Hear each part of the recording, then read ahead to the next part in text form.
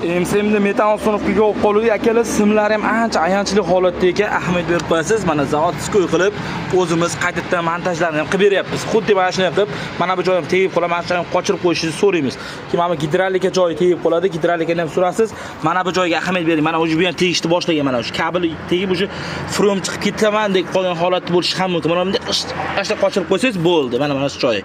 Keyin MSMlarda mana bu joyi bo'ladi, radiatorda ikkita quloq, o'sha ham tegib qoladi. Shu joylarga e'tibor berishingizni so'rab qolamiz. Agarda bizda mabodoga bizda ustunovkamiz qiziq bo'lib kelib qolayotgan bo'lsa, mana shu joylarni tekinga ko'rib, maslahatni ham beraveramiz qo'limizdan kelgancha. Ahamiyat berib qo'yasiz. Mana bu zavod izlanaydi, mana biz qilgan izlanaydi. Mana ish sifatligiga qarang aka. Bir marta mazza qildirib, yaxshisini qo'ydirib keting. Zavod qilib. Bu MSMimizga esa propan ustunovka. Bunga ham xuddi shunaqa xizmat ahamiyat berib qo'yasiz. Zavod qilib, lattali izlanaydi. Zavodskiy qilib ustunovka jarayon ketmoqda. Simlarni har doimgidek kuydirib ulaganmiz. O'sha holatda ishingiz yubilerniy bo'ladi. Hop, bu tomonda Captiva avtomobiliga qanday xizmat qilib beryapmiz deydigan bo'lsangiz, uchlik motor, albatta 3-pokoleniya original atiker reduktorlari bilan. Originallarga mana shu prikladkasidan va rangi matviligidan bilib olsangiz bo'ladi.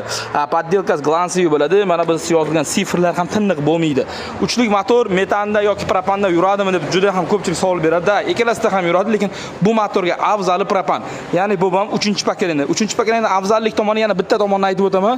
Ya'ni propanda o'zida harakatlanadi. Benzin umuman aralashtirib yoqmaydi. Faqat ustunovkani to'g'ri qilsangiz bo'ldi. Pastda raqam qoldiramiz, obuna bo'lib kuzatishda davom eting. Eng kamida avtomobillarga qanaqa xizmat qilish kerakligini bilib olishingiz mumkin. Maksimum bu videoni barcha propanda yoki metan sifatisini qayerda qo'ysam bo'ladi deganlarga yuborib qo'ying. Обязательно ularga gaz klapan bilan qo'yib beramiz. Chunki gaz klapanni yana bitta vazifasini sizga aytib o'taman. Reduktordan balondan kelgan davleniya gaz klapanga keladi. Gaz klapan ruxsat bersagina keyin reduktorga o'tadi. O'shandan reduktorning umri ham uzoqroq bo'ladi.